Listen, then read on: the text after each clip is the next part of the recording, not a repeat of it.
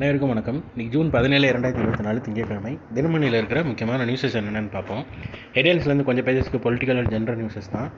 So டேரெக்டாக இன்றைக்கான திருக்குறள் என்னன்றதை பார்த்துருவோம். தேரான் பிறனை தெளிந்தான் வழிமுறை தீரா இடுமை தரும். மற்றவனை பற்றி ஒன்று மாறாயாமல் தெளிந்தால் அது அவனுக்கு மட்டுமல்லாமல் அவனுடைய வழிமுறையில் தோன்றியவருக்கும் தீராத துன்பத்தை கொடுக்கும்னு தெரிந்து தெளிதல் அப்படின்ற அதிகாரத்தில் திருவள்ளுவர் சொல்லியிருக்காரு. ஒரு நாடு முழுவதும் பொது சிவில் சட்டம் அமல்படுத்தப்படும். மத்திய சட்ட அமைச்சர் நம்பிக்கைன்னு தெரிவிச்சிருக்காங்க. மத்திய சட்ட அமைச்சர் பேர் பார்த்து வச்சுக்கோங்க. மத்திய சட்டம் மற்றும் நீதித்துறை அமைச்சர் அர்ஜுன் ராம் மேக்வால். இவர் பேர் ஃபோட்டோ கொடுத்துருக்காங்க பாருங்கள். இந்த ரீசெண்டாக இப்போ தான் அமைச்சர்லாம் அலாட் பண்ணியிருப்பாங்க. அதனால் இந்த நியூஸோடு சேர்த்து பார்க்குறப்போ இன்னும் ஈஸியாக இருக்கும்.